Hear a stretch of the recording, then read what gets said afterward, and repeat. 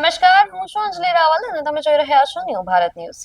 સુરત ઉદ્યોગમાં એક નવી ચિંતા ઊભી થઈ છે અને શ્રમિકો જે છે એ પરત વતન જવાની વાટ પકડી શકે એવી સ્થિતિ સર્જાઈ ગઈ છે. ત્યારે શું છે આ સમગ્ર મામલો, જાણીએ ખાસ અહેવાલમાં. સુરત શહેરના ટેક્સટાઇલ ઉદ્યોગમાં હાલ એક નવી સમસ્યા ઊભી થઈ છે. રાંધણ ગેસની અછત અને કાળા બજારીના કારણે પરપ્રાંતીય શ્રમિકોમાં ચિંતા જોવા મળી રહી છે. માહિતી મુજબ ગેસ સિલિન્ડર સમયસર ન મળતા અને કાળા બજારમાં મોંઘા ભાવે મળતા હોવાના કારણે મર્યાદિત આવક ધરાવતા શ્રમિકો મુશ્કેલીનો સામનો કરી રહ્યા છે. સુરતના અંજની ઇન્ડસ્ટ્રીયલ વિસ્તારમાં કામ કરતા અનેક શ્રમિકો આ પરિસ્થિતિથી કંટાળી હવે વતન પરત જવાની તૈયારીમાં હોવાનું જણાઈ રહ્યું છે.